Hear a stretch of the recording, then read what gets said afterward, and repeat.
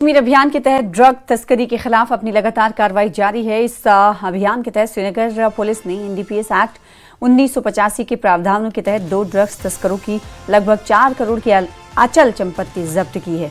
संगम police station ने NDPS act के तहत दर्ज एफआईआर के सिलसिले में गुलाम अहमद डार की लगभग 3 करोड़ की संपत्ति जब्त की है। जब्त की गई संपत्तियों में एक रिहायशी घर, जमीन और कमर्शियल दुकानें शामिल हैं। जांच में ये बात सामने आई है कि ये संपत्तियां नशीले पदार्थों की तस्करी से हुई कमाई से बनाई गई थी।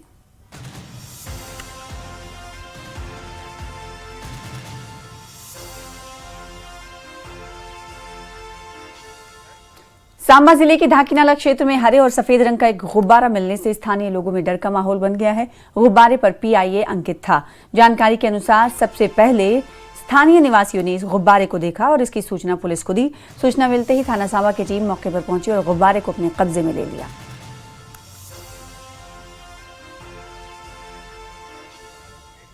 सांबा के जितवाल इलाके में उस समय अफरा तफरी मच गई जब सुध महादेव से दर्शन कर लौट रहे श्रद्धालुओं की बस जतवाल में हाई टेंशन बिजली की तारों में फंस गई।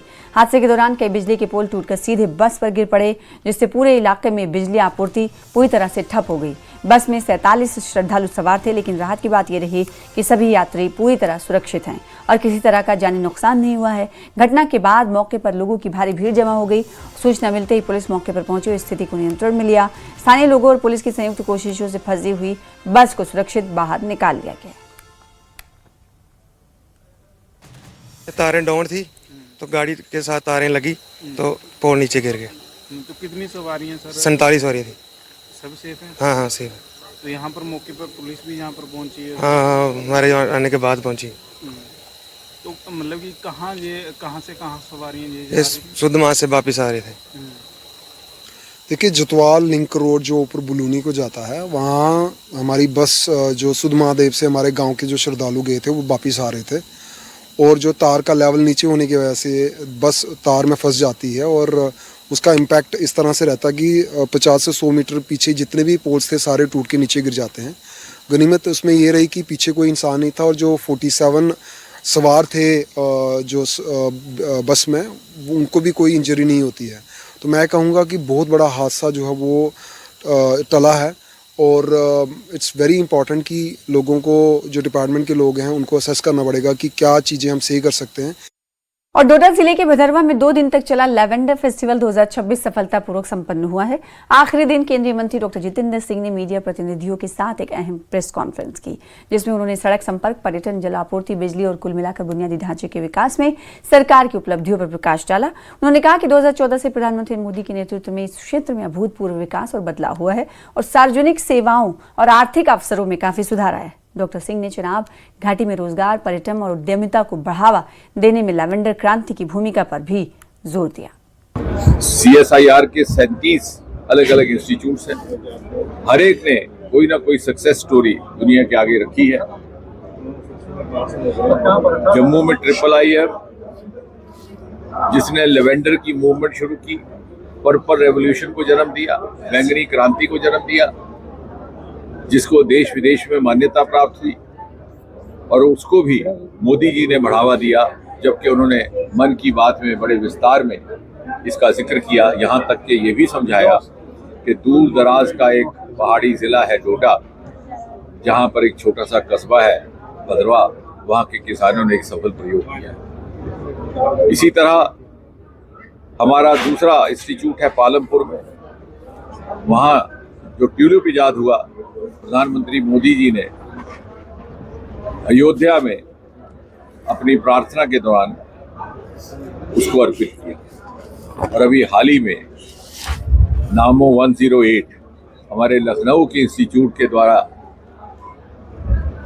निर्माणित किए हुए एक 108 पत्ते के कमल के फूल को प्रधानमंत्री जी ने वियतनाम के राष्ट्रपति को भेंट किया।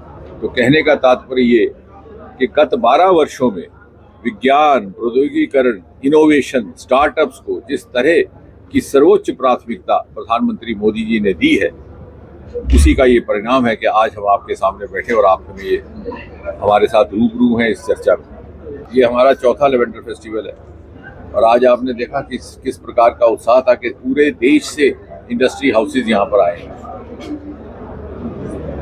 पश्चिम महाराष्ट्र से लेकर के दक्षिण कर्नाटक तक, और वो इसलिए आए हैं कि उन्हें इसमें से कुछ मुनाफा नजर आ रहा है।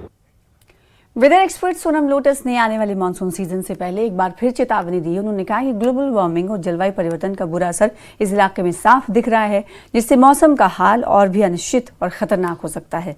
लोटस के मुताबिक आने वाले सालों में बादल फटने की घटनाएं और उनकी तीव्रता बढ़ सकती है, क्योंकि बढ़ता तापमान हवा में अस्थिरता और नमी जमा होने में योगदान देता है। उन्होंने जोर देकर कहा कि संवेदनशील इलाकों, खासकर पहाड़ी और पर्वतीय क्षेत्रों में भारी बारिश के दौरान अचानक बाढ़ और भूस्खलन का खतरा बढ़ रहा है। तैयारी की जरूरत पर जोर देते हुए उन्होंने लोगों से मौसम विभाग की सलाह और चेतावनियों को नजरअंदाज न करने की अपील की है। जम्मू कश्मीर में अगर पिछले कुछ सालों की बात की जाए, मौसम एक ऐसा विषय है जिसपे की चिंता हमेशा से बनी रहती है। कभी बादल फटने की घटनाएं आती हैं, कभी बादल छा जाते हैं, कभी जो है गस्टी विंड्स जो है उसका सामना करना पड़ता है। हमारे साथ सोनम लोटस साहब हैं। सर, जिस तरह के हमने देखा है कि पिछले सालों में बादल फटने की घटनाएं बहुत बड़ी हैं, उसके साथ साथ गस्टी विंड्स चलती हैं, क्या कुछ खास वजह है ग्लोबल वार्मिंग? सबसे पहले तो मैं आपको तहे दिल से आपको आपके चैनल देखने वालों को, व्यूअर्स को दिल के गहराइयों से झूले अस्सलाम वालेकुम और नमस्कार। मैं जम्मू है कि मुझे बहुत खुशी लग रहा है, क्योंकि मैंने पढ़ाई यहाँ पे किया, कॉलेज यूनिवर्सिटी साल मैंने यहाँ पे 10 साल बैठा, मुझे बहुत अच्छा लगता है। आप क्योंकि अभी जब आपने मौसम की बात करें तो बिल्कुल मौसम तो ओवरऑल जो आपको पता है उसमें कोई गहराई नहीं कि धरती में का टेम्परेचर बढ़ा है, जिसकी वजह क्लाइमेट मतलब जलवायु में परिवर्तन आया है, इसमें कोई शक नहीं है। अगर कोई भी आदमी जिसको देखना है, सुनना है, तो जम्मू कश्मीर या लद्दाख जैसा कोई हिमालयन क्षेत्र को आना चाहिए, जिससे कि आपको देख सकते हैं कुछ बर्फ़ पहले जो जहाँ पे स्नोलैंड होता था, आज वो 1-2 किलोमीटर और रिट्रीट हो गया, जिसकी वजह से ओवरऑल जो भी अभी मौसम में चेंज हो जाता है वो सब हमेशा जनरली होते हैं गर्मी की वजह से। अब गर्मी की वजह से क्या होते हैं कि एकदम कभी कभी आप देख सकते हैं तेज़ गति की हवा आ जाते हैं, बारिश जब होते तो एक जगह पे तेज़ गति के मतलब बारिश हो जाते हैं, जो which sometimes lead to cloud burst, कभी क्लाउड बर्स्ट हो जाते हैं। अगर लोग सतर्क नहीं रहा तो इसका इम्पैक्ट डिवेस्टेटिंग भी हो जाता है। फॉर एग्जांपल मैं आपको बता देता हूँ, और ये अक्सर बरसात के मौसम में होता है कि जुलाई अगस्त के बीच में ही होते हैं जनरली, चाहे चासुत की बात करें या माता वैष्णो की बात करते हैं या लेह की बात करता है, हिमाचल में भी कितने बार होते हैं, हर साल कई आए दिन देखने को। तो मैं आपके चैनल के माध्यम से लोगों को ये कहना चाहूँगा, लोगों को जो भी ऑफिशियल अथॉरिटी के साथ जो मतलब न्यूज़ का वो आते हैं वेदर एडवाइस, उसको गंभीरता से लेना चाहिए, ताकि उससे लोगों सबसे इम्पोर्टेंट लोगों की जान बच जाए। इसके बाद प्रॉपर्टी आता है। आपको लगता है कि यदि लोग नहीं संभलेंगे, जिस तरह से हम जो डिफॉरेस्टेशन की बात है या बाकी, तो इस तरह के जो क्लाउड बर्स्ट नहीं बिल्कुल, ये अभी क्योंकि टेम्परेचर बढ़ने से इसका फ्रीक्वेंसी, ये लोटस नहीं बोल रहा, मैं नहीं बोल रहा हूँ, एक्चुअली रिसर्च प्रूवन फैक्ट है कि एक्सट्रीम वेदर इवेंट इस टाइप का, चाहे फ्लैश फ्लड हो, क्लाउड बर्स्ट हो, ग्लोव हो, क्लाउड बर्स्ट है, तो इसका इंसिडेंस अभी से पहले से बढ़ा हुआ। इसका बहुत सारे कारण है। एक तो जलवायु में जो परिवर्तन आया, temperature rise, green house gases ज़्यादा होने की वजह, उसकी वजह से भी है। बट देन क्योंकि आप लोग जो है गाँव से सिटी की तरफ से माइग्रेट हो रहा है, तो हम जो से प्लानिंग, हमारा प्लानिंग होना बहुत ज़रूरी है। तो अभी आई दिन क्योंकि, लेकिन अच्छी बात यह है क्योंकि अभी जम्मू में भी आज देखो ऑनरेबल मतलब प्राइम मिनिस्टर के नेतृत्व में यहाँ पे रीजनल मेट्रोलॉजी का सेंटर बन रहा है, तो इससे पूर्वानुमान करने में बहुत मदद मिलेगा। लेकिन लोगों को इसको गंभीर से लेना पड़ेगा। इसका आने वाले दिनों में ये इस टाइप का क्लाउड बर्स्ट इंसिडेंस ये वो इनकी ज़्यादा होगा, कम नहीं होगा। अब आपको लगता है कि जब अभी बाबा भोलेनाथ, अमरनाथ की यात्रा बड़ी प्रेस्टिजियस होती है, क्या उनको भी एडवाइजरी देखनी पड़ेगी? जी, मुझे बहुत ये कह खुशी मतलब अच्छा लग रहा है कि अभी we have come a long way. पहले जब हुआ था तो पहले वहाँ पे कोई वेदर का पूर्वानुमान इतना मतलब पहले थे नहीं। अब लेकिन आहिस्ता आहिस्ता टाइम के साथ मतलब ये बढ़ रहा है। 2012 में हमने पहाड़ के ऊपर वहाँ पे जहाँ पे मतलब श्री अमरनाथ जी भोलेनाथ बाबा जी है, तो वहाँ पे हमने पूरा हर रूट पे ऑटोमेटिक वेदर स्टेशन, और हर 15 मिनट पे आपको वहाँ से डाटा मिलते हैं। तो हर साल की तरह ये एक इम्प्रूवमेंट होगा।